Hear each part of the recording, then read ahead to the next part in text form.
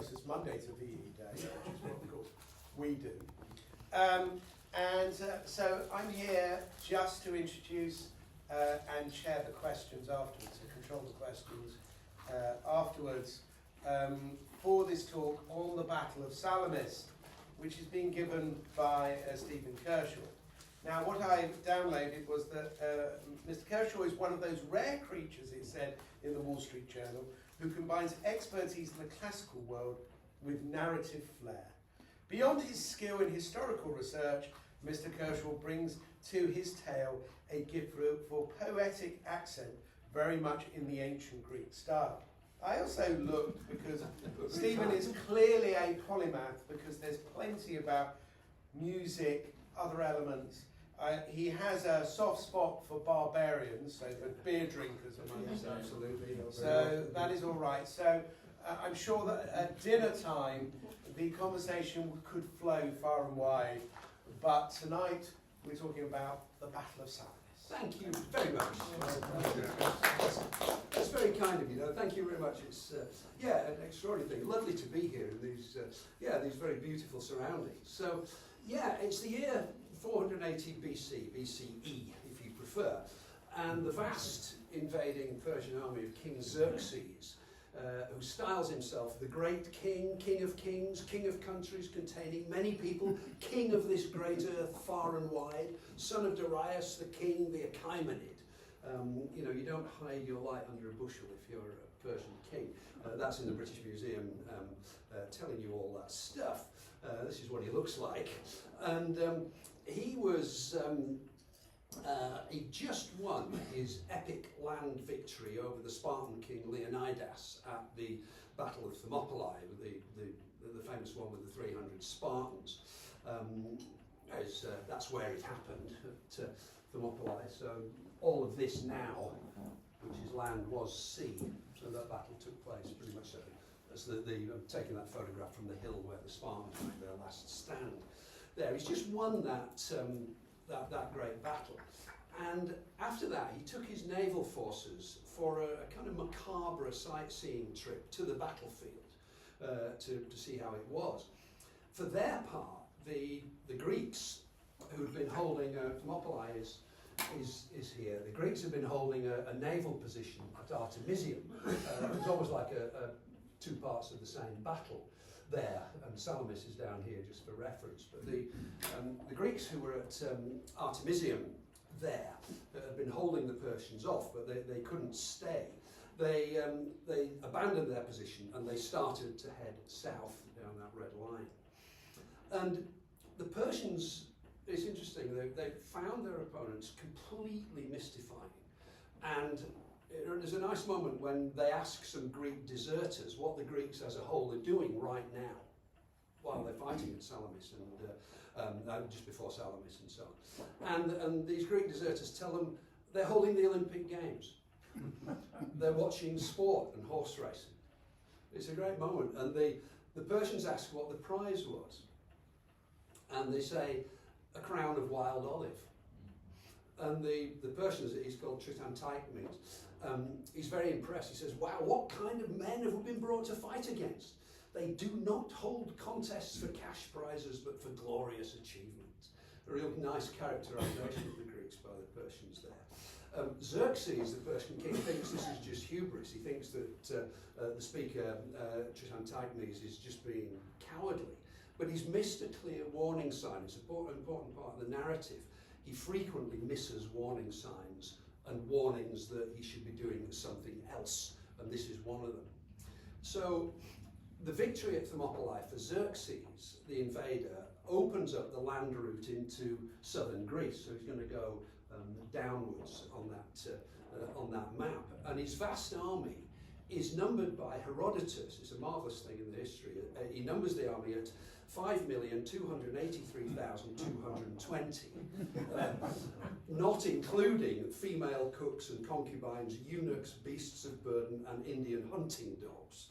By which time Herodotus has completely lost count and given up trying to do that. It's impossible to access the real numbers here, in fact. But this huge army is advancing by land, and the consequences for both the towns and the countryside of not submitting to Persia are at this point made brutally clear. This march is an orgy of destruction and sacrilege and sexual violence.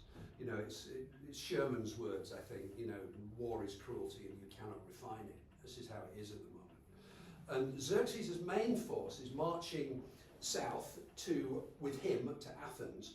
A smaller contingent, though, heads off to plunder the temple of Apollo at Delphi, and it takes it here. And the Delphic oracle is the source of information in this world in many ways. And at this point, it's hedging its bets. It really thinks the Greeks are going to lose. And when the Athenians had consulted it the previous year, the priestess had given them a sort of terrifying, doom-laden vision and advised them to flee to the ends of the earth. But the Athenians, there were official oracle seekers that they'd sent, and these guys were shell-shocked by this. But a local eminent guy from Delphi said, ask again, ask for a better oracle. And they did. And Apollo's priestess gave them this new oracle here. Everything that borders on Athens' land, everything that borders that Athens' land contains, shall fall to the enemy. But far-seeing Zeus gives a wooden wall to Tritonian Athena. This alone shall stand unravaged and help you and your children. Withdraw, turn your backs, divine Salamis, you will destroy women's sons when the seed is scattered or when it is gathered in. Fantastic oracle. Now, once upon a time, the Acropolis at Athens had been defended by a wooden fence, and many of the Athenians felt that that was the wooden wall. Others, though, thought it was an oblique reference to Athens' ships, but they were perplexed by this ominous reference to death at Salamis. And they didn't know how to interpret this, but ultimately it was Athens' leading general, Themistocles, who unlocked the riddle. Divine Salamis, as opposed to, say, cruel Salamis, meant it would bring victory and not defeat. And the women whose sons would be destroyed there would be Persians. So they should fight at the island of Salamis. So that's what they decided to do. And the Athenians themselves insisted that this Greek fleet that was retreating from Artemisium should base itself at the island of Salamis, which is visible from Athens. But also Athens is visible from Salamis, and they could only look on in helpless horror. This is probably what the Acropolis of Athens looked like at the time of the invasion. Work in progress on various things. But they could only look on, really, in helpless horror on their Acropolis as Xerxes, as Persians, torched the city and slaughtered the few remaining religious officials that were there. They slaughtered the poor Athenians who couldn't afford to evacuate the city like everybody else had. They slaughtered the oracle deniers who took refuge on the Acropolis behind these wooden walls of their own, and they set fire to the whole of the Acropolis complex. There's still good evidence for this. They found on the Acropolis these statues of the period which bear clear marks of being smashed and burnt. So these are found in pits on the Acropolis. There's really good evidence for the destructions that happened there. And Xerxes, for him, in a sense, when that happened, it was mission accomplished of the entire invasion. He sent a rider back to his capital at Susa, in what's now Iran, to announce that the mission was indeed complete. He could have stopped at that, but he didn't, and that's interesting as well, I think. And across the waters from Athens, the Greek ships that had been retreating to Salamis, they were joined by other ships out of the Allied navy from other Greeks, and we're told, the sources give different numbers in all of this all the time, but we're told that they now had a total of 378 state-of-the-art warships, these things called triremes.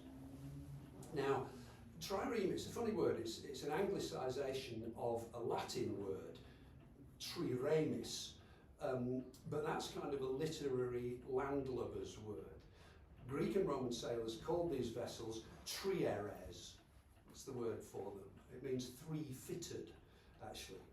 and they look like this. This is a spectacular sort of experimental archaeology restoration of one that's hugely authentic. It's called the Olympias. And a ship like this has a displacement of about 45 tons when it's fully laden. It's about 37 metres long, 6 metres wide. Well, with the oars out, it's 11 metres wide. And it's got a very shallow draft, only, I don't know much, a metre and a bit, even when fully laden. So that's what this is the vessel that's going to do the fighting. Its prime offensive asset is that ram at the front. That sort of projects from the prow at the waterline. It's made of a sort of mighty piece of timber that's clad in bronze, and it ends in that sort of blunt, squarish face, and it's got those sort of 3 transverse fins along it to let the water come past and make it more seaworthy in a way. And the purpose of that is to deliver a shattering blow to the planking of the enemy's hull so that the ship starts to take on water. And timing is everything in this. So if the ramming vessel is too slow, then the target can take evasive action. If the attacking trireme is too fast, it risks getting itself stuck in the target's broken hull and then becoming vulnerable to attack itself. But if it delivers the perfect blow, the idea is to cripple the enemy vessel and then swiftly backwater and seek a new target, leaving the other one perhaps for other ships to come in. And the muscle power of it here is provided by 170 oarsmen. And the rowing techniques are not that hard to learn.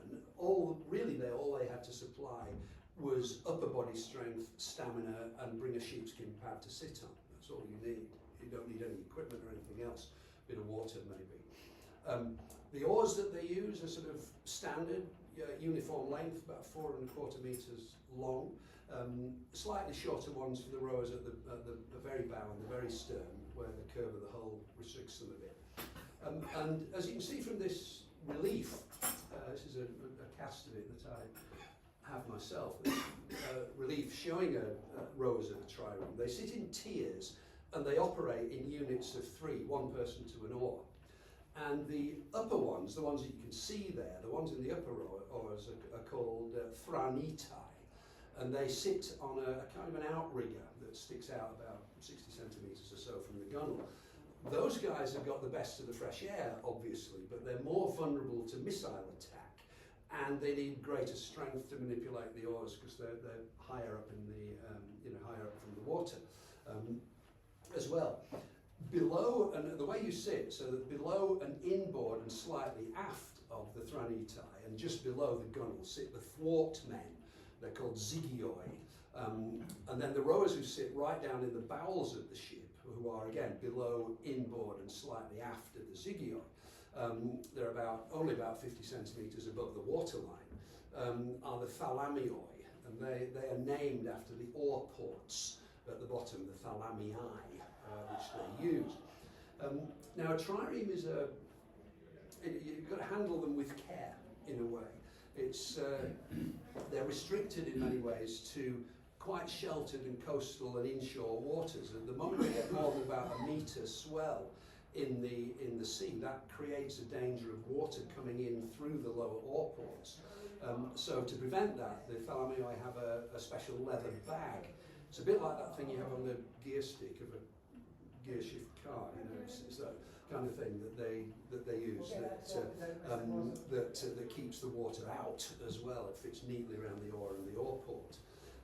And those guys at the bottom, they've only got, well, everybody inside, you've only got about a metre between you and the guy in front. So the people in front are sitting practically with their buttocks right in your face there, and it's an enclosed space that particularly the guys at the very bottom have. It's foul smelling, it's claustrophobic. There's hardly any peripheral vision there. And it must have been, I think, a very disorientating environment during combat. No idea what's going on. And the trireme doesn't have any latrines or anything like that. So once the oarsmen are in there, there's hardly any freedom of movement. You're tightly packed there, and so you get people inside there. There's going to be loads of people sweating profusely vomiting with seasickness probably, urinating, defecating, whether that's voluntary or involuntary, through fear or being confined in there for ages. So in fact, the truth really is that cleaners of these vessels are almost as important as the rowers and the marines.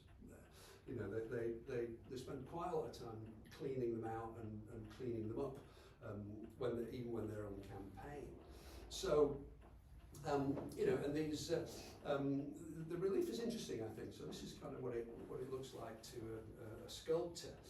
And their energies here are channeled into effective action by a crew. There's 16 sailors and 10 heavily armed hoplite marines and 4 archers. So the whole thing has a complement of 200 people. It's got an official commander as well. It kind of looks like that reconstructed as it would have been on that relief. And it has an official commander who's called a triarch, a trireme commander, triarchos. But he actually is usually a wealthy citizen, you know, civilian, a political figure who's paid for the vessel. That's how these things are funded. So they're privately funded. They don't pay income tax. You fund a trireme for a year or something like that. It's quite interesting if you're wealthy.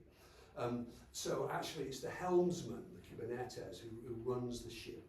And they also have, an important element is a flute player, a triorales, a trireme flutist, who provides an accompaniment for the rowers. It has to be high in pitch. If you use a drum, you can't hear it, because it just gets lost in the noise of the ship. So high-pitched flute music is what keeps the rowers rhythmic as they do that. And then, as well as that, then you've got you know, various matalots who take care of the ship's tackle. So again, it's a fine vessel, really.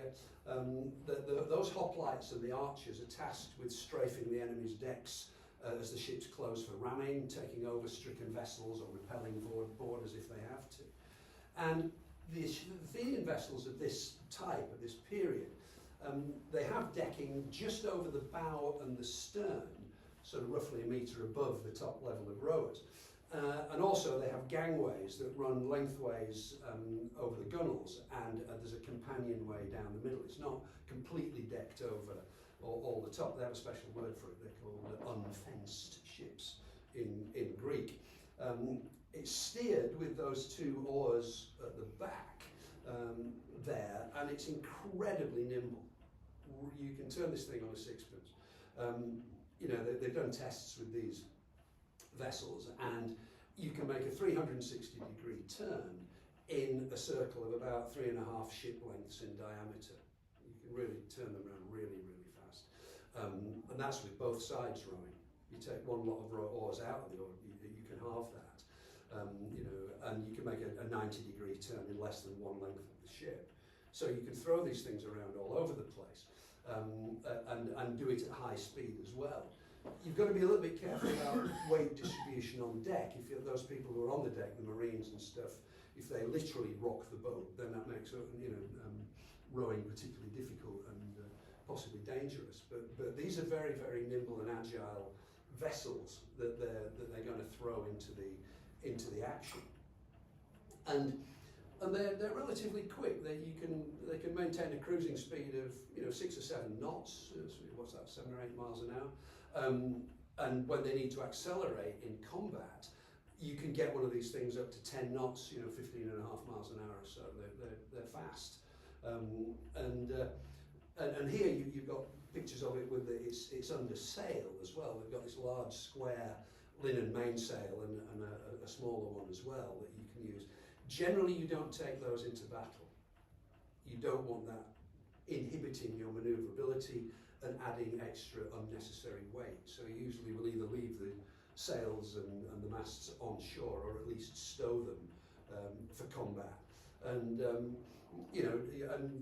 if the weather conditions are right, as they clearly are there, that you can sail it as fast as you can row it. You can't make it tack, but so you need following winds. But when conditions are right, you can sail these things very effectively in all kinds of conditions. So that's an interesting thing. But hoisting sails, that's a no-no. And in seaman's slang, hoisting sail actually became a byword for running away. It's the only time you would hoist sails, is if you were running away. So, you know, in a combat situation anyway. There. So what do you do with these things? Well, the preferred tactic that they have is a thing that the Greeks call diekplus, through and out sailing, d through ek out sailing, so through and out sailing. And this is the preferred manoeuvre, really, of a well-trained Greek navy. You're going to exploit the manoeuvrability of your vessels to do this. And essentially what you try to do is to go for the gap between, if your enemy is deployed in line abreast, you go for the gap between two triremes. In the first one, we don't, as these ships are attacking, they're going for the gap. These two ships don't know which one he's going to attack, if you like. So you go for the gap in between. And what you're going to try to do is to exploit your manoeuvrability now to make your attack, you can turn faster than they can.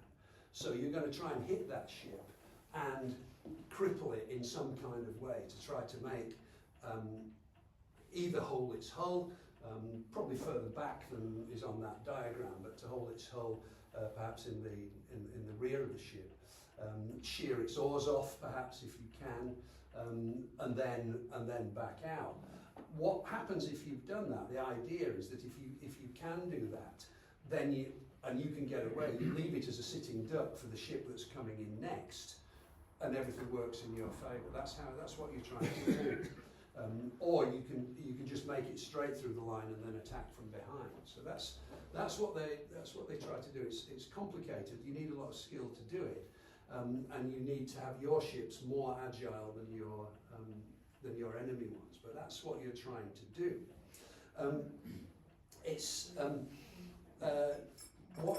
So how do you counter that? Well, you know, you can make your gaps smaller, if you like, to try to stop those line breaks. But at that point, if you do that, you make your line shorter and you become vulnerable to outflanking manoeuvres. So, and they have a special word for that as well. They call it periplus, which means around sailing. So it's, you know, it's a kind of little chess game that they play. So that's what you're essentially. That's the way that you're going to try and deploy these ships in ideal circumstances. Of course, circumstances are seldom ideal. So that's what the vessels are. That's what they've assembled. You know, upwards of 370 of these vessels. Officially, despite the fact that the Athenians provided the biggest contingent, the Greek navy was under the command of a Spartan admiral who was called Eurybiades. The Greeks, as a coalition, would not go into combat unless they had a Spartan leader. It was out of the question. But the Athenians have the most ships. And Herodotus, in his narrative of all this, he's the main source we have of this. He's wonderful at building the tension in the narrative. And before we get to combat, we have to have a catalogue of ships.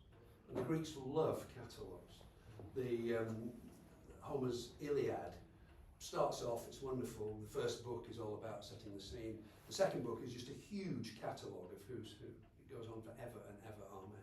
Yes. Greeks love catalogues. And that's what we get now, to build the tension and to make it important and to make it literally epic, which is what he's trying to do. So, so we get the catalogue of ships, and these come from the Peloponnese, so notably 16 Lacedaemonian ships, in other words, Spartan ships, and 40 from Corinth. They're the main contingents there. There's 180 coming from Athens on the mainland, along with 20 or so from Megara, who have been fighting already at Artemisium as well. The communities of the islands are producing ships for the fight as well, especially really I think 30 high quality vessels from Aegina, which in other circumstances would be an enemy of Athens, but is on side in this coalition against the Greeks. And finally there's a bunch of those. some smaller ships, and then one that comes in from South Italy, from Croton, rather nicely actually. The guy who captains that, Faolos, is a celebrity athlete who's we know that he won prizes in the main games in more peaceful times. So we get treated to this catalogue of the ships, and it's an impressive roster. So there's all that lot, and there's 200 people on each ship. So you're talking in excess of 75,000 fighting men in this that are put into the engagement on the Greek side. However, establishing some kind of unity of purpose is a big challenge. This is a huge challenge for them. And they argue about whether they should fight at all, and if so, where they should fight. And we're told that some ships hoist sails even before the decision is made. And when the Spartan Eurybiades canvasses the admiral's opinions on where the best place to engage the Persians might be, Athens' territory isn't even discussed at this point. They don't want to go there, which is fascinating, I think. So the Navy prepares to, they're on Salamis at the moment, but they prepare to leave for the Isthmus of Corinth here. And this is where they want to draw a line really and fortify it, build a wall there and defend there, and to take the ships to the waters by the Isthmus of Corinth. That's what their main idea is. A very, very strong will to take the ships to that particular point. But that is not going to be an acceptable outcome for Themistocles and the Athenians. That would, of course, mean effectively abandoning Athens. But he also knows that it's, strategically stupid, because it would mean that the Greek ships would be overwhelmed in the open waters by superior numbers on the Persian side. It would be a crazy place to try to fight. What he needs to do here is to lure Xerxes into the confined waters around Salamis that the Athenians know really well, and to make sure that the rest of the Greeks fight with him there. That's what he has to do at this particular point. And we have different historical sources that tell us, often conflicting different things, but they're broadly similar in telling us what happens next. Slightly different sequences of events and different interactions between the key personalities. But in Herodotus's version, Themistocles persuades the Spartan Eurybiades to reconvene the admirals. And there's a bad-tempered debate, and the characters, we're told, hurl words at each other like missiles. It's a great phrase. And there's an Eretrian, it's great. He tries to argue with Themistocles. He gets particularly short shrift.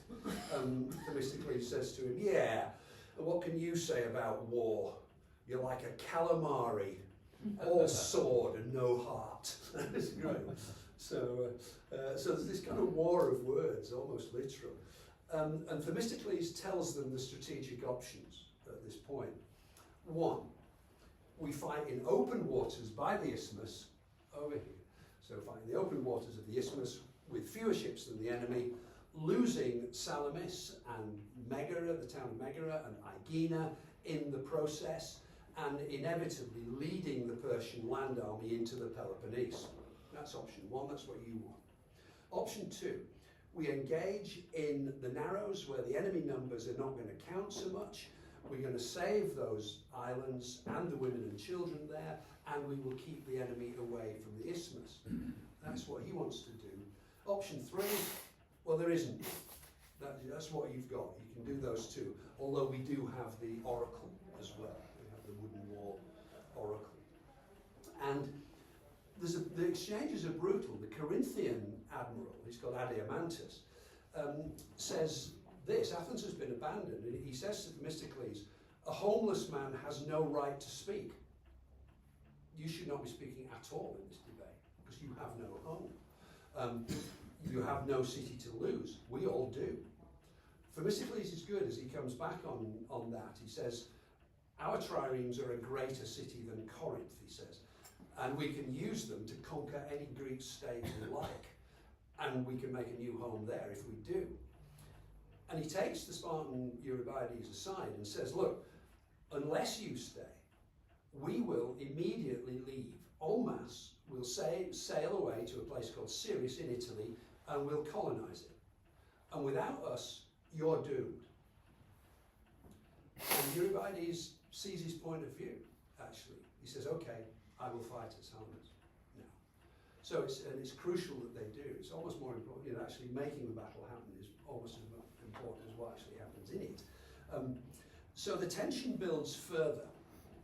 And in the narratives, again, this is very characteristic of a lot of ancient historical accounts and battle accounts. But before we can have the fighting, we have the catalogue, and we need to go into the divine realm now. So we need some omens as well. And so at sunrise, the following day, there's an earthquake. And that's a good sign for the Greeks, apparently. It indicates success on both land and sea. The Persians get a different divine manifestation. There's an Athenian exile, he's called Dicaius, and he sees an eerie cloud of dust, big one, and hears an uncanny cry. And he's convinced that that portends disaster for Xerxes. On land, he sees it over here. So he says, if it floats this way towards the isthmus, he'll lose on land. If it floats this way towards Salamis, then he will lose at sea. And that's how he interprets that. And as he watches, the cloud makes its way towards Salamis. So it's a bit of a spoiler alert. We now know who's going to win. And it's also helped in Plutarch, who writes about this as well.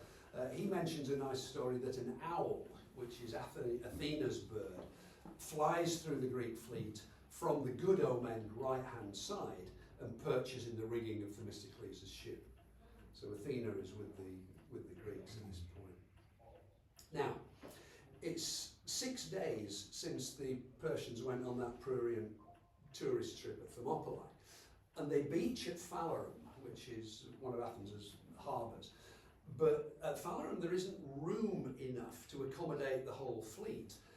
But we're left in the dark about where the other vessels, may have been placed. But Xerxes enacts a scene that's a bit like this. He summons his commanding officers and he poses a highly loaded question to them.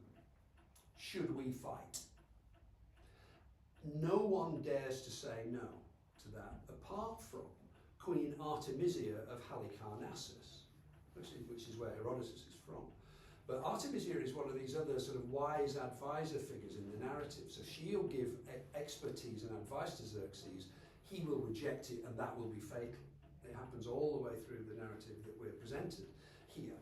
And she says, she goes to Xerxes and appeals to his common sense. She says, look, on sea, the Greek forces are stronger than yours in the same way as men are stronger than women.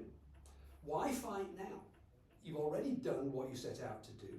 Athens is captured, so is the rest of Greece, and everyone who resisted you has got their just deserts. There's no need to do it. And then she's specific about the advice. She says, look, time's on your side. The Greek fleet is short of food. A land attack on the Peloponnese and the rest of Greece would split the Greek resistance, and fighting now at sea is needlessly hazardous. And she finishes with a kind of withering assessment of the fighting capabilities of the Persian navy. She says this, and another thing, my king, she says, good men tend to have bad slaves just like bad men have good ones. You are the best of all men, and you have awful slaves who are counted as your allies. Egyptians, Cypriots, Cilicians, Pamphylians, they are totally useless. This is great. And everybody is kind of shocked here. Her friends and her enemies all think she's just signed her own death warrant here. But Xerxes knows that she's motivated by speaking the truth. The Persians have a concept called arta, which is truth and justice, and he knows that she's, sort of wedded to that. But even so, he rejects the advice. He decides he'll go with the majority opinion. He felt that the previous naval engagement at Artemisia had gone so badly simply because he hadn't been there. He'd been at Thermopylae. This time he says, I'm going to watch the battle myself. It's going to go much better. So orders were now given to set sail, But by the time the Persian fleet was in battle order, it was too late in the day to do any fighting. So this naval engagement would have to wait until until tomorrow, essentially. So, meanwhile, on Salamis, we're still going through these arguments, really. Greek morale, Greek unity is still imploding. The Peloponnesians still want to withdraw immediately. And they have another assembly. They're always talking on the Greek side. And it looked like the Peloponnesians are going to get their way until Themistocles devises a kind of a ruse that is later dramatized by the Athenian playwright Aeschylus in his amazing tragedy that's written about this called The Persians. An amazing tragedy looking at it from largely the Persian point of view. But in that tragedy there's a messenger who reports to the Persian queen, Xerxes' mother, who's called Atossa, that this is what happened. She says, he says, Your Majesty, an avenging spirit or evil demon appeared out of nowhere to begin all our disasters. A Greek man came from the Athenian forces and said this to your son Xerxes, that when the dimness of black night fell, the Greeks would not stay, but would jump onto the rowing benches of their ships, and every one of them would try to save his own life by fleeing in all directions under the cover of darkness. This evil demon, as he's called, is named as Sicinus by other sources, by Herodotus and Plutarch. And they say different things about him. They make him either a Mede or a Persian, not a Greek, but they both tell us that he's one of Themistocles' household slaves. And he goes and claims that he's been sent by Themistocles, who is supposedly secretly on Xerxes' side, to tell him that disunity is raging in the Greek camp, and that if he wants an easy victory, he should attack right now. And of course, it's a message that Xerxes wants to hear, and he swallows the bait. And in the play, we're told, he broadcasts the following order to all his naval commanders. When darkness takes hold of the sky, you will deploy the close array of our ships in 3 lines and guard the escape routes and the surging straits, and also position other vessels in a circle all around Ajax's island. Ajax's island being Salamis, most likely. So that's what he tells them to do. And his commanders put the orders into effect. Night is falling, and the Persian rowers now go out to sea again. They've had hardly any rest, and they've already given the Greeks kind of a look at what their tactics might be already. But from this point onwards, as an ancient historian, it becomes a bit of a nightmare, to be honest, because the events immediately preceding the battle, the locations of the key topographical features, the dispositions of the respective navies and their contingents, and the actual course of the fighting can only be guesswork. We don't have enough information, and what the information we do have conflicts with all the rest of the information we've got. Historians really struggle here to create a definitive strategic, tactical, geographical appraisal of the battle. And there's lots of reconstructions, but none of them are universally accepted. But let's explore the options, really. So there's the territory that they're fighting over. And Plutarch makes Xerxes order his sea captains immediately to send 200 vessels to surround the strait on all sides and encircle the islands. That's what he says. Surround the straits on all sides and encircle the islands. Diodorus has him dispatch the Egyptian squadron around the bottom of the island there to block the waters between the western end of Salamis and Megara, so to try and hem the Greeks in. The Greeks are here, so he's going to send, Phalerum is here, so he's going to send them round to here to block them in. That's one thing that we're told. The main armada, he says, is to head for Salamis and decide the issue there. In Herodotus's words as well, the Persians land a force of elite troops, maybe 400 or so, on what he says is the small island of Psittaleia that lies between Salamis and the mainland. Now, the mission here is to save their own men and to kill any Greeks, because that's where they think that the men and the wreckage are going to end up in the fight. But the problem is, where is this island? Where is Psittaleia? It greatly affects how we construct the battle, how it happens and where it happens. There are two main schools of thought about this, both of which are circled on that map. That there's one school that favours the island of Ios Yorios, here St George Island, sort of quite a long way down into the strait, which lies in sort of Palukia Bay there. That's a minority view. Others prefer the island that's had lots of different names, but is now again called Psittaleia, which is here. It's kind of an oil terminal now. So it's that is the one outside the strait, so about a kilometre or so offshore from the promontory there. This is going to depend on how we envision what actually happens, but wherever this place is situated, at midnight, so we're in the middle of the night now, Xerxes' flotilla advanced its western wing, which is probably held by the Phoenicians, they're his best sailors, towards Salamis. And when the Greek sources say Salamis, it's not clear whether they mean the island or the city of Salamis. It's difficult for us. So, we've got to try and work that out as we go as well. But, towards, I think it's the island that he's talking about here, towards the island of Salamis, in an encircling manoeuvre. And vessels that are situated off Chios and Kynosura are also deployed. And their ships, we're told, occupied all the passage as far as Munichia. Okay, Munichia is here. So they're probably coming here, but there's this big question about where on earth are Chios and Kynosura.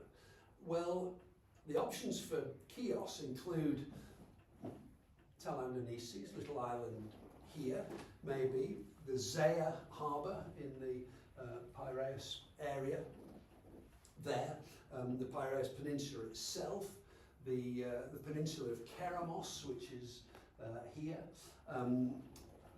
Lots of different possibilities where there, or even there's a Chios which is right over here, off the Sunion Peninsula. So it's really hard to work out where these are. Likewise, the Kynosura, this peninsula, Kynosura means dog's tail, so it's this dog's tail peninsula. There's one here, it's probably this one to be honest, but there is another one up by where they fought the Battle of Marathon that's well known.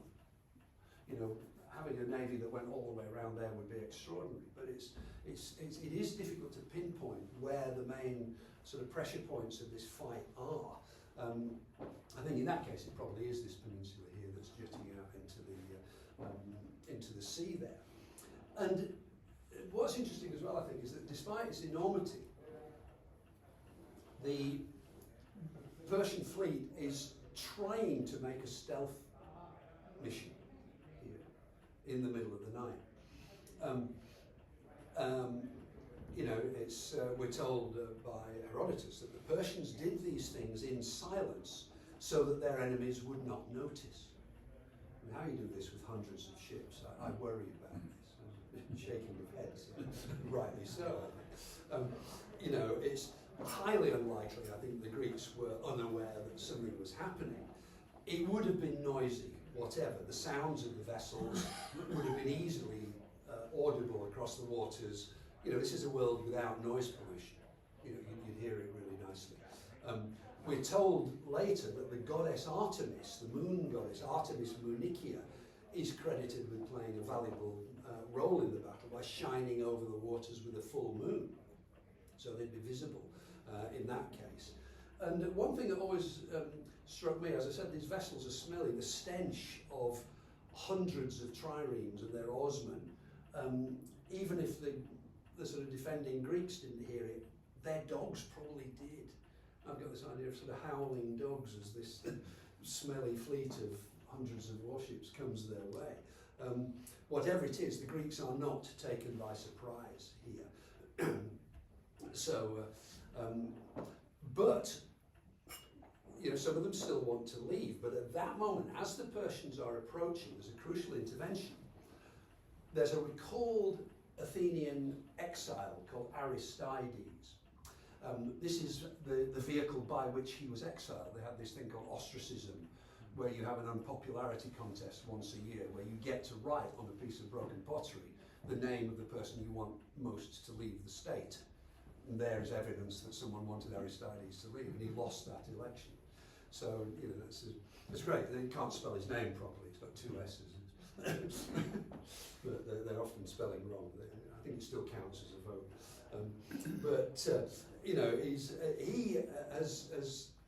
They've recalled their exiles now, and he manages to escape the Persian blockade and sail over from the island of Aegina, and he knows that the Greeks are hemmed in. So, the fact that the Peloponnesians still want to retreat now has become irrelevant. They can't. And this is, for Themistocles, this is really good news. But he knows that no one will believe that news if he tells them. So he gets Aristides to do it. He says, you should break the news to them, and he does. But it's news that no one wants to hear.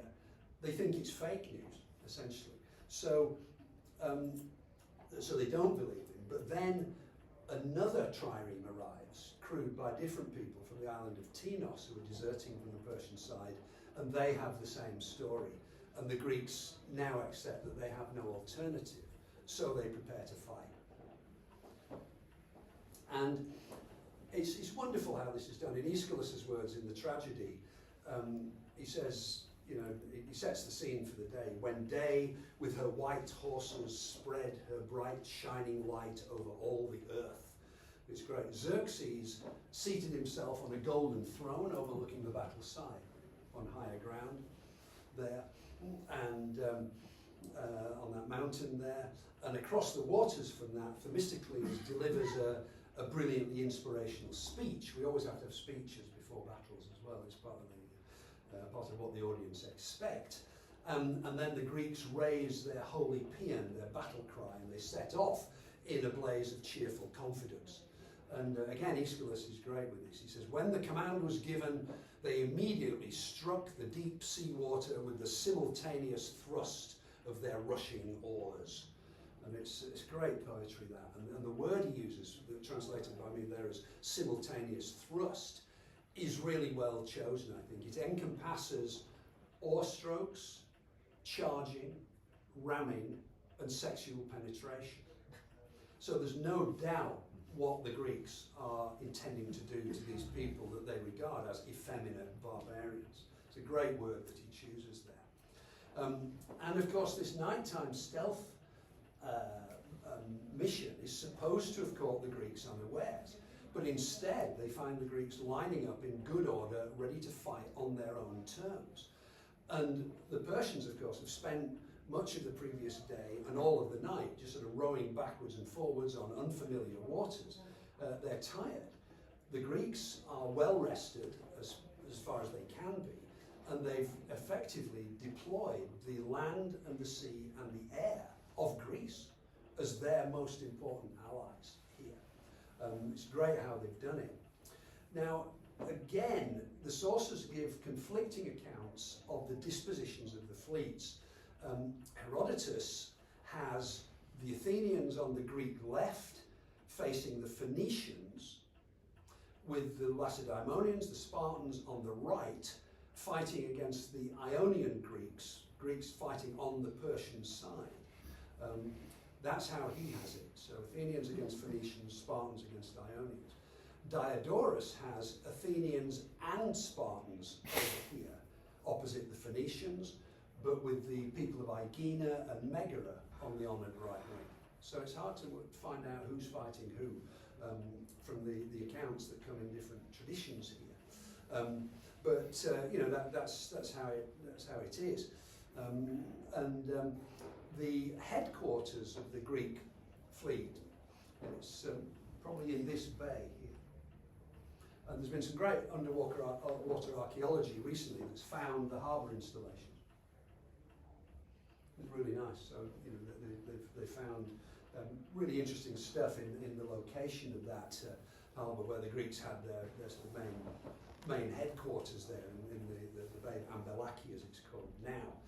But again, what we're told doesn't really match the numbers, that there are more ships than would fit in that space. You can't get all the Greek navy into that space. So it would have had to extend perhaps beyond the next headland into Palukia Bay and beyond maybe. So the Greeks are probably in this area and the Persians trying to fight their way in from there. So, quite how, again, and where we should visualise the position of the battle is quite problematical. The modern suggestions all really agree, I think, with each side fighting with its sterns facing friendly shores, but with the Greeks taking the place between that peninsula, the Kynosura Peninsula, and from there to maybe to Agios Yorgos, to the Pharmakousai Islands, maybe even a bit further in to into the Channel, and the Persians, nearer the mainland side. There, again, difficulties with all of those, but we've been told that Xerxes had ordered them to sail into the Channel in 3 lines, but how easy it was for them to move in that way, it's impossible to ascertain. And where they went, again, some reconstructions have them coming all the way right up to this cape here at Cape Amphiale. So roughly, I think we've got Greeks on this side, Persians on this side. Getting through here is the particular difficulty for the Persians, and it's narrow as this waterway, very, very narrow. So that's what we're moving into. It's Herodotus has them in a kind of an arc extending towards Salamis again, but it's always hard to know whether he means the island or the town, and so on. And getting at the numbers is always a nightmare in ancient history, always, fraught with difficulty. The highest numbers we are given in the various sources are on the Greek side, 397 triremes and 7 pentaconters, which are smaller, older ships. On the Persian side, the highest number we get is 1,227, not counting the Egyptian 200 who are going around the island. So this is what we're given, but how accurate these are is they're possibly grossly exaggerated on both sides, but that we don't know. And then with the numbers, then you have to try and compute the physical space occupied by these squadrons. That's difficult. As I said, the trireme using its oars is 11 metres wide, but you need space between the ships, and for this diek plus thing to happen, there's got to be enough room to sail between the gaps of the oar tips of 2 opposing vessels. And there's navigational problems. If you've ever been punting in Oxford or Cambridge and it's slightly windy like it is, it just blows the punt. Triremes are like that. They drift to leewards in really small winds. It's really hard to keep them in formation like that. So trying to calculate the numbers and the space is very tricky. And we're not helped by the fact that the relative sea levels have changed since the battle was fought as well. So the actual coastline is different now from how it was in the 5th century. So all I can say, I think, with this is that it's an incredibly messy engagement, and trying to create, I know that all military historians like lovely maps with arrows and dispositions, and this went there and everything went there. So hard to do here, to try to make that work. It can only be very intelligent guesswork. There's lots of it, but every different account you read of that battle will be different from every other one by modern authors. And Herodotus is quite honest about what he knows and what he doesn't. He says, I'm unable to say precisely how individual barbarians and Greeks fought. So that's that. He's going, I can't give you a thing. But whatever happened, it happened really quickly now. The Greeks, certainly, we know that they put to sea with all of their ships, and the Persians moved to engage them. And in later times, the Athenians made an accusation against the Corinthians that their admiral hoisted sails and sailed off and was followed by the rest of his flotilla. They then got intercepted by a divinely sent boat who accused them of betraying the Greeks, and that shamed the Corinthians into coming back into the battle, but they arrived too late to do anything meaningful. No, interesting. A lot of Greeks regard that as just evil Athenian propaganda, and lots of modern historians do as well. If the Corinthians were sailing away, it may have been either to try to lure the Persians further into the channel for their benefit, or to go and interdict the Egyptian squadron that was sailing around the island from the other side. Much more likely. And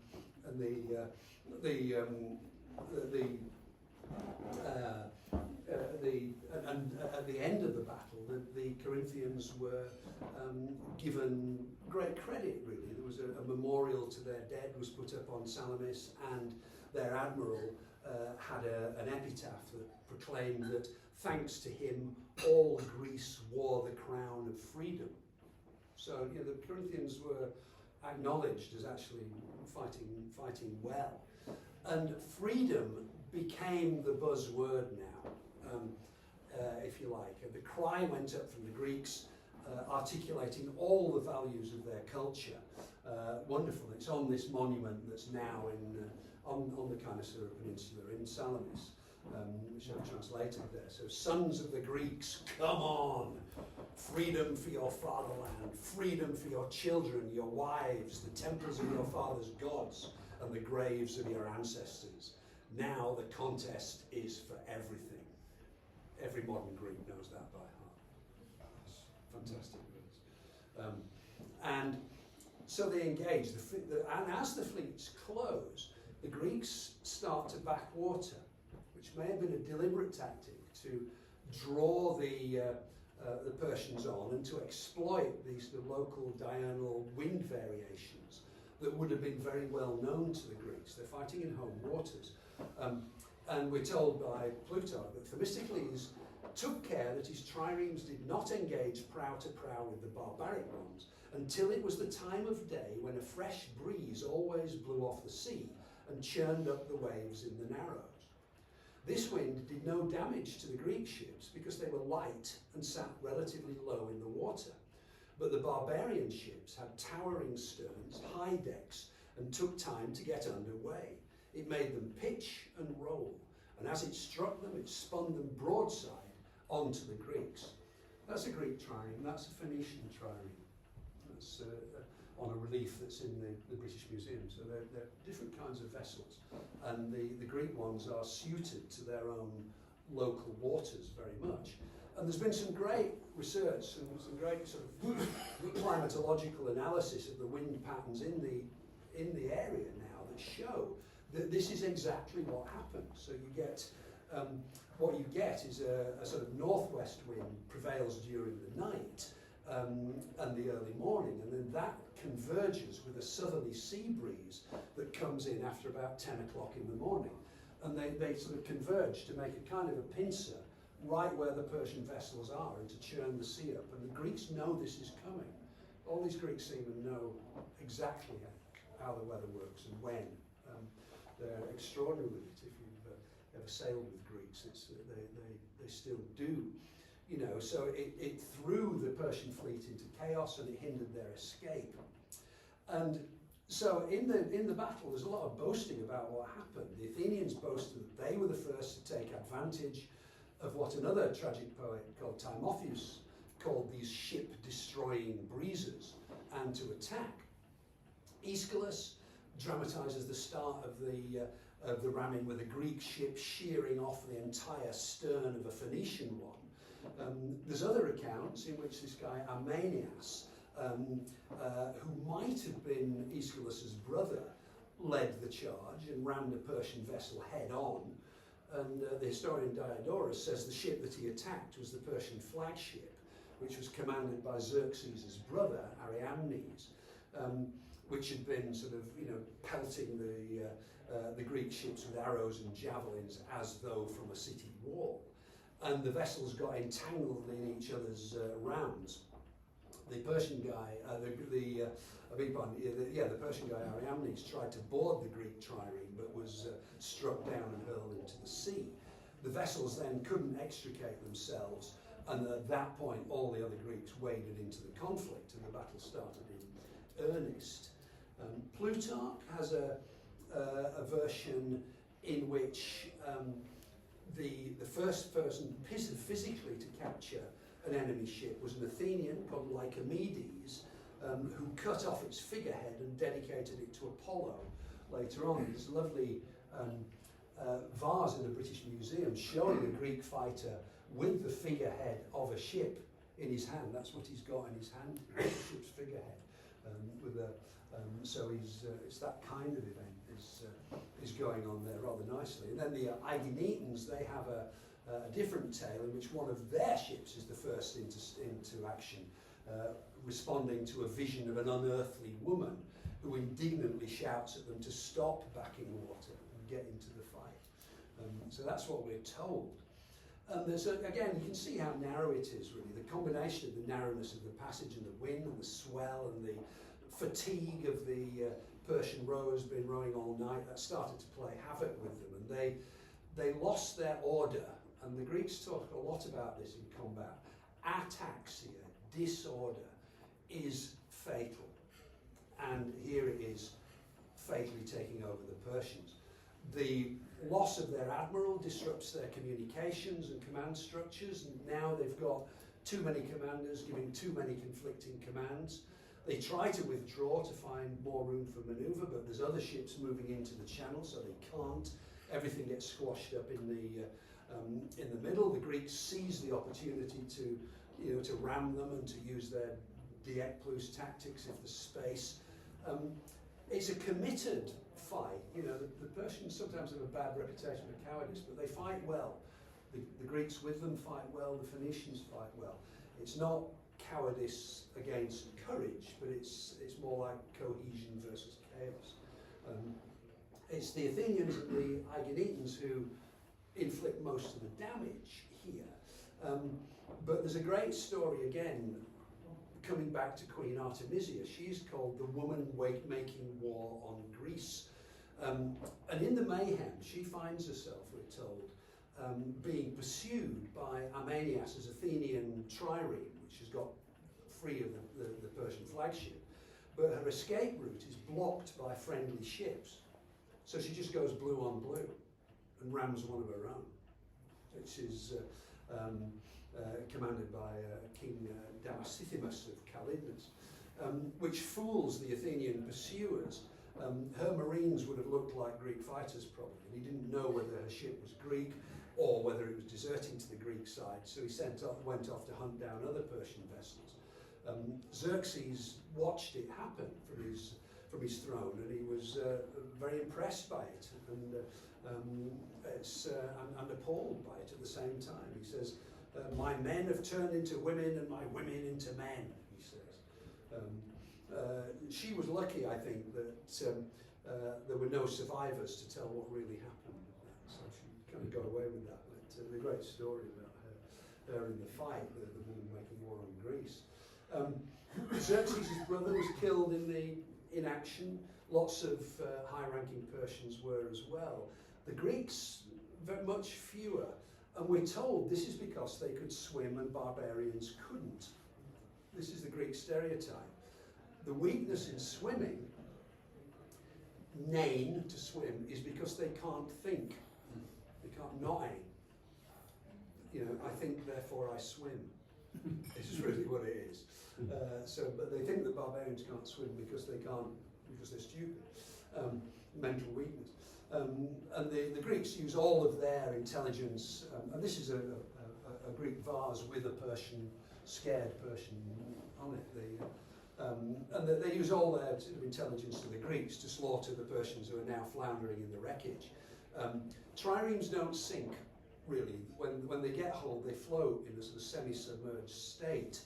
The ship hasn't been built with health and safety in mind, really. So getting out of it is really hard, particularly in a panic when there's broken, oars everywhere and what have you. And the people in the bottom are very, very much prone to drowning.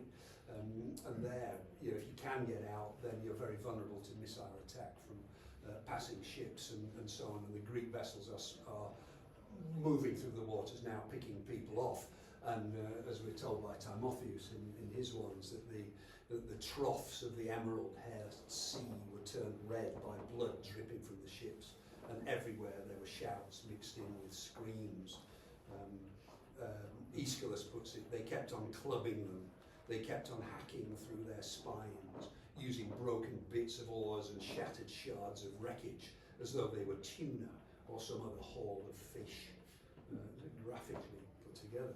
And the carnage and the chaos hits sort of peak, it hits its peak really when the leading Persian ships finally turn to flee and run into the vessels that are still pressing forward to create just confusion and carnage.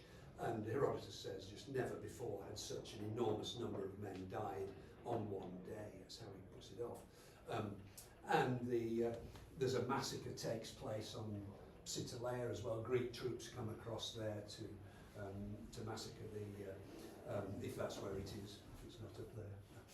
But they come across to massacre elite Persians there, and the news is relayed back to Kershaw there as well. And Xerxes eventually screams in anguish, tears his clothing, and mirrors the actions of his fleet and flees in chaotic flight.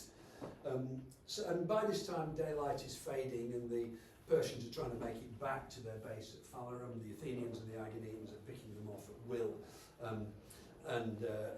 The only thing that brings an end to the conflict is what Aeschylus calls the black eye of night. Diodorus is the only source we have that gives casualty figures. 40 Greek ships against 200 Persian ones, not including captured ones. It's really difficult because ancient sources never give you personnel numbers in naval battles. They always count in ships. So you don't know how many people may or may not have got off the ships in different ways. So it's, it could be anything on the Persian side up to 40,000, perhaps less than that. And from then on, there was, it was time to monumentalise it, really. Xerxes still had the numerical advantage, but not the morale advantage in the end. And the Athenians, in their opinion anyway, had successfully led the resistance to the hostile barbarian world, and it was their democratic citizens, as they felt, sailing in their relatively newly built triremes against the naval excellence of the Phoenicians.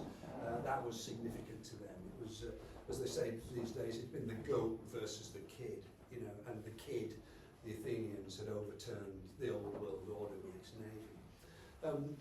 The Greeks were never unified enough, even in victory, really, to certainly when they came to memorialise the heroes. So Aegina was decreed to have won the greatest renown in the fight, and the Athenians came second.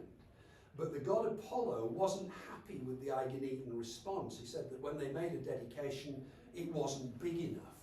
We need a better dedication from you guys.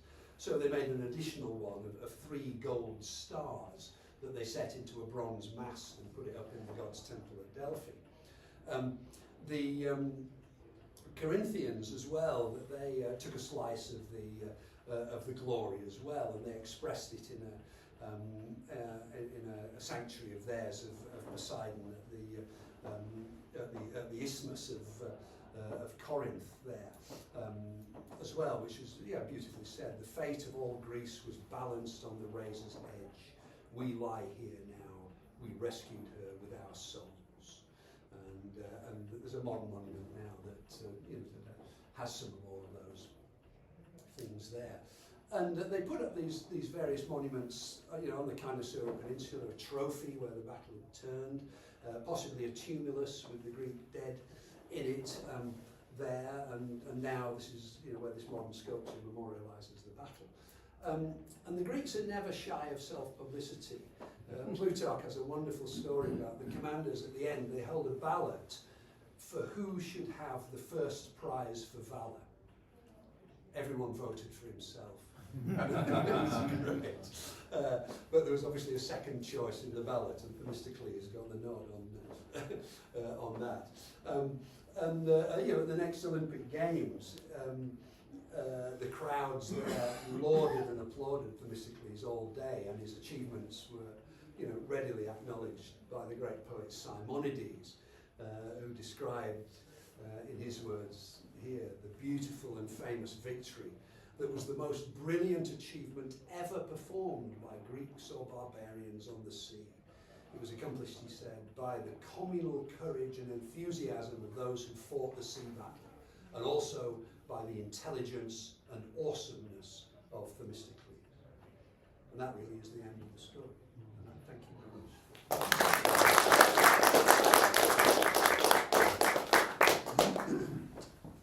Thank you very much, Stephen. Pleasure. A few minutes for questions. Who's got the first question?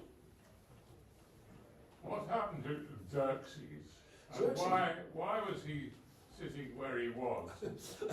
He was sitting where he was because he wanted to watch the battle, and he felt that if he watched the battle, his troops would fight better. This is a really interesting thing in the whole of the campaign, is that on the Greek side, there's this strong feeling that they're fighting for freedom, freedom, which is something that Xerxes doesn't understand, really doesn't. And there's moments where he asks, one of the Spartan kings in exile is with him in this, and he asked the guy, he said, what are these people like, how do they fight? And the Spartan tells him, make no mistake, these guys are going to fight. They will not surrender. And Xerxes just laughs at him. And he says, why? I've got all these men, and the phrase he uses, my men fight under the lash. They get flagellated into action, and that brings their courage. And the Greeks all the time are saying, no, we fight for freedom. And Xerxes just doesn't get it, really doesn't get it. So it's interesting, I think, that he feels that if he's there overlooking the battlefield, his troops will see him and will fight better. So that's that. What happens afterwards is that Xerxes retreats, he heads back to Persia. He leaves a land force that has to be defeated next year, and is, but the navy retreats. Xerxes himself, though, just goes back to Persia and continues ruling for a really quite long time. This doesn't ruin his reign. It's not a catastrophic defeat for him. He doesn't get assassinated because of it. He just carries on ruling for really quite a long time. So it's interesting from the Persian point of view. This isn't, from the Greek point of view, this is the biggest thing ever. From the Persian point of view, it's really not that much of a big deal. And it surprises me in a way, because it could have been, if Xerxes wanted to spin the propaganda, he could have done. I think, Persians put up monuments with inscriptions. He came to sack Athens and to defeat the Spartans. He could have, nobody back in Persia is going to know, he could have put up monuments saying, I came, I saw, I conquered Athens, like I said I would, and I defeated these Greeks. But no, so the defeat for Xerxes and his kingship is not a major thing, and he's got a huge empire to deal with. So for Xerxes, he's going to rule effectively for quite some time here. Yes. You gave us some numbers at the beginning of the Greeks on the ships, about 200 men. You talked about 4 archers, you talked about the hoplites. Yeah.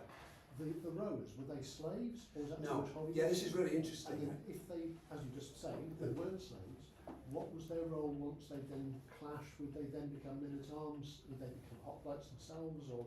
Yeah, this is interesting. The rowers on the Greek side are not fighting under the lash; they're free. Okay. Pretty much all of them, and this is something that's happened fairly recently at Athens, is that the land forces, the hoplites, as you imagine, that look like that, they have to provide their own kit. Right, the state doesn't provide this. At Sparta it does, that's different, but everywhere else, they have to provide their own kit. It's expensive. So the people who fight generally as hoplites are economically quite powerful. When Athens builds a navy, it brings a political shift because, as I said, all you need to be strong. That's all you need. And so the people who are recruited tend to be, they're free, but they're also the lower classes of Athens, the lowest economic class. And all of a sudden, they have become the most important military class. And this is a world where military power and political power go hand in hand. So it's caused a shift in Athens towards democratic politics, which has been a process that's been going on. So the rows in the ships are free, generally speaking, from the lower classes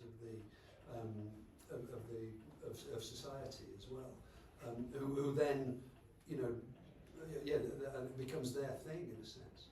Would they be loyal to one ship? Would they? Yeah, it tends to be a primary group, in military parlance, is that they are usually recruited as. It does vary a little bit, but Athens is interesting. Its social divisions are quite stratified and very geographical. So it's divided. It's essentially Athens is made up of over 150 small communities that they call demes, and they are. It's kind of a thing in which everybody knows everybody else.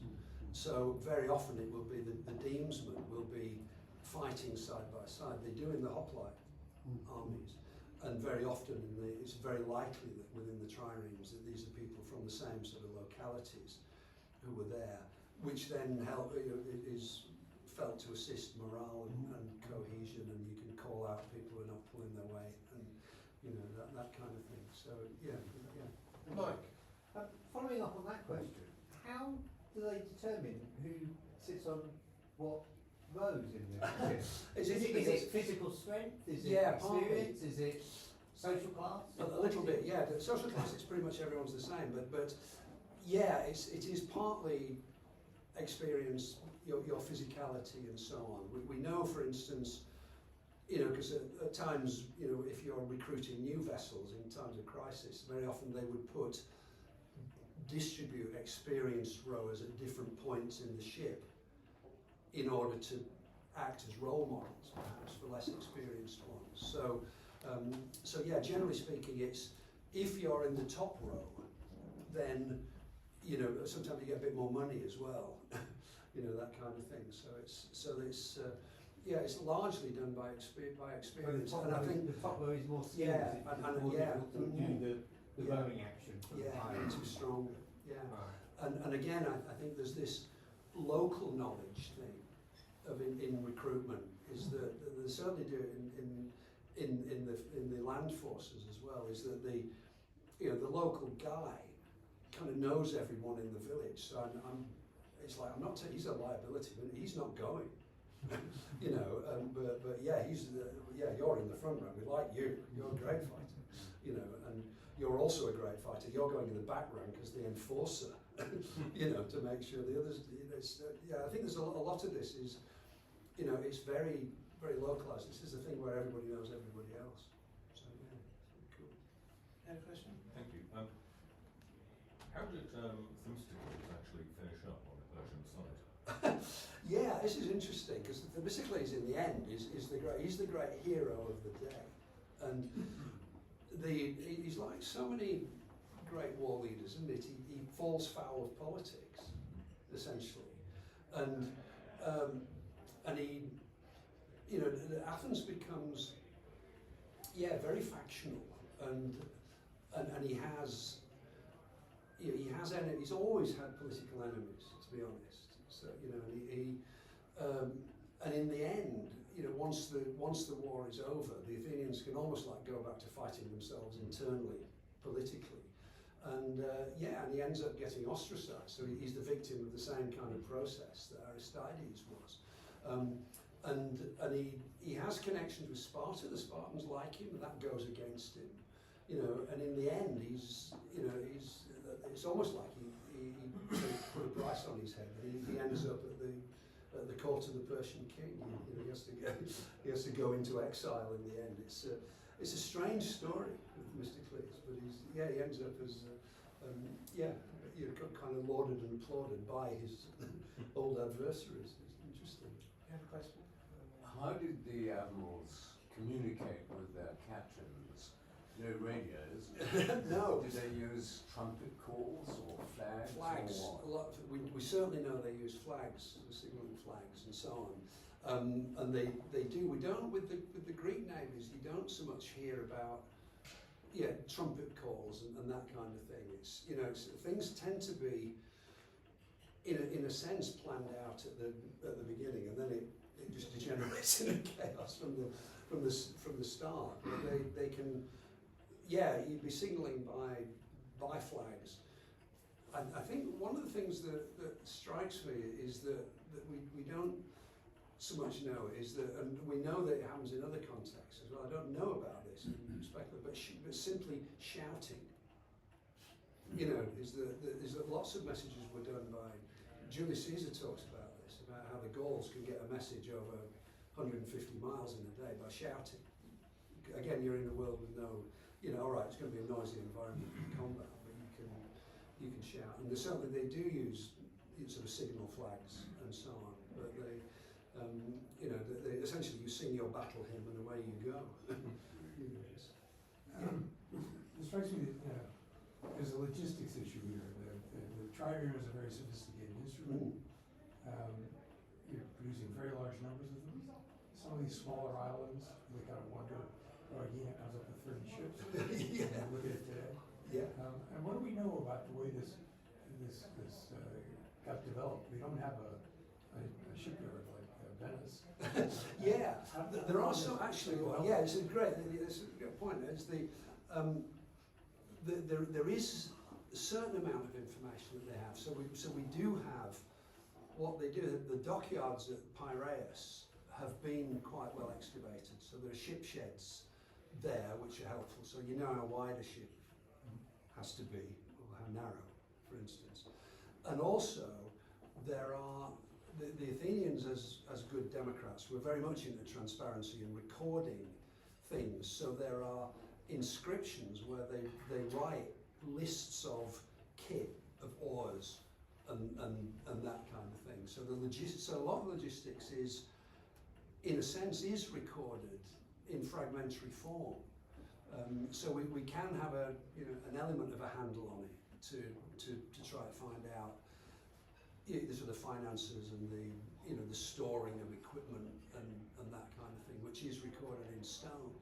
But your point about logistics is a really important one, because I think the whole of this Persian invasion thing is, and so many of ancient combats, I think, are actually wars of logistics. Because Xerxes, his problem is that if he has an immense army, even if it isn't as immense as we're told, he still has to feed these people, and he can't do it off the land all the time. So he's got thousands, tens of thousands of soldiers and the beasts of burden and everything else that all need to be fed. So from his point of view, he has to keep moving. He can't stay where he is at any point, and that's one of the things that drives him. It's at Thermopylae, he can't wait forever when the pass is blocked because he can't feed his troops, and then he gets problems with disease and what have you. So I think the point about logistics is really important in the whole context of the fight. I think that actually getting a trireme fleet out, and as you say, a commitment for a state like Aegina is not that big an arm, but it was in its time. It was very prosperous, a prosperous trading nation with a maritime history. But you're right. These are small communities that are putting, obviously, a big chunk of their adult male population into these warships and what have you, and other sort of combat roles, if you like. Yeah, absolutely. Does that kind of make sense? Yeah, I just query whether the these smaller islands actually bought ships that were building on the mainland. Yeah, I mean they could do again, but often we're not told. I mean, that's a really good question. I don't know. It's one of those things the ancient sources very often don't tell us. You know, we just say there are so many ships from this island. You know, and that island, well, you know full well it's not got a load of pine trees on it. You know, so you're going to get them from somewhere. Have they had a war bond scheme? Yeah, well, yeah. I mean, almost they did. I mean, the reason this navy, the war bond thing, was that the reason this navy got built at Athens was that they discovered slightly, really just before the invasion happened, a very, very rich vein of silver in their mining district at Sunion, and generally speaking, they would just sort of dish it out between the population. Everybody gets a few quid, but they, themystically as it was, have said we should build a fleet of warships with this money, and he was able. He had the political power to persuade the Athenians to do it, and they did. They built this fleet remarkably quickly. You know, initially too many ships to man. You know, yeah, interesting. Sorry. The dispositions of the various fleets, it does seem to me that the Persians were going up quite a narrow creek. Yeah. And couldn't have put, it's a bit like column versus line, they couldn't put enough troops or ships into the front row to fight equally on the way. I think that's right. I think for me, I think that the pinch point has got to be this space here. Yeah. You know, because they're coming from here, and they've got to get through a narrow waterway there or go round the side of the island. None of that is convenient, and that's going to disrupt any formation that they have, isn't it? And if the Greeks are sort of in the lee of this peninsula here, they can almost pick them off as soon as the Persians emerge at that point. So you know how far they. So it is really. It's a question. Is the Greeks are in a position where they can. They're choosing the terms of combat very much there. I think you know, and of course once the Persians then start to concertina up, then that's the end of the process. Yeah, following on reading from the last two questions, what's been in my mind, I had in my mind that Themistocles had actually persuaded them to build the wretched fleet. Yeah. But by doing so, they couldn't have had experienced sailors like the Phoenicians, who were well known to be the best sailors in the Med. Yeah, absolutely. So, you're right. I mean, they are the Athenian fleet. I mean, they're the most numerous, but in many ways the least experienced. Exactly. The Aeginetans are very experienced. The Corinthians, they're great. You know, and other sort of seafaring things. But you're right. This is so really fairly new. On the left wing and on the right wing, and where the honour. Yeah. So if they're rounding to the west from the southeast, who's going to take them out first? It might not be the Athenians. Yeah. I would have thought it'd be Eugenes. Yes, it would be much better on the right. Yeah, absolutely. They'd be nearer to take in the leading tyrants. I think that would make good sense to me. It would make very good sense. And I suppose that would explain why the Aeginans were then given the battle honour. Yeah, absolutely. Yeah, you can't see it on it, but Aeginus only down there. You know, sort of, I think that's right. And it is interesting because the Athenians have not had a long time to do this. The first test came at that battle at Artemisium, you know, which is only like a week before. Yes. Really. And also we're told that they built more ships than they themselves could man initially. That 20 of their ships were crewed by people from Chalkis and Euboea. So interesting. I think that it was a remarkable. We're talking about logistics, a remarkable feat to be able to put a war fleet of that size on the sea in that short space of time. Really, it was very focused and remarkable. But yeah. Two more questions from people who haven't asked. Anybody? Yes. In terms of successive generations of Greeks, were there any practical lessons that people took on board, professional sailors, or was it more seen in the sense of a national triumph rather than any sort of tactical lessons that were learned? Yeah, that's really interesting. I mean, I think it is, it is seen as a national triumph. It's interesting, and the modern take on it is very interesting, I think, as a national triumph, and which in a sense is wrong, because there was a whole load of Greeks fought on the Persian side throughout the whole thing. The kind of as lessons coming afterwards, I think what it did bring out was it changed the geopolitical balance of the Greek world. Is that Sparta up to that point had been the dominant force without question, but now, all of a sudden it's essentially, it's not entirely a thing, but essentially Athenians who've just won this huge battle. So we've got a position where now you have maybe a dominant force on land in terms of the Spartans, but by sea it's the Athenians. And I suppose the thing that happened, because what happens next is that they eventually drive the Persians out, and then they have to make a decision about what they do next. And there's a whole lot of Greeks over there who want protection from Persia, and the Spartans who are over there don't want to do it. And so that essentially they leave it to the Athenians, and what happens is the Athenians fundamentally build an empire on the process of that. Initially, the states of the islands in the east of Greece want them there, but then the Athenians kind of get out of control. So I think, I don't know about the lessons, but you end up with empire building by the Athenians at the end of the day that would not have happened, I think, had they not achieved this naval dominance at this particular point. Does that make sense? Yes, so the detail of the battle was not really as important as the outcome. No, it's, I mean, and it's just something I think that you find might be a bit generalised, but with many ancient battles, there's lots of descriptions, and this doesn't really conform to them, but there is a kind of a template that you can all write an ancient battle description.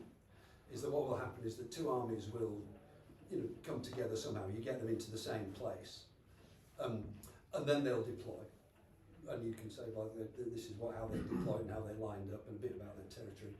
And then there's going to be some speeches, right? And the first side will speak, and then the second side will speak, and it'll be lovely. And whoever speaks second is going to win. They don't tell you, but it will. And then they'll engage, and it'll all be on a knife edge for a bit, and then someone will do something that changes the course of it. Some act of heroism or intervention by the great general, and then rout and chaos happens, and then casualty figures are done, and then next battle.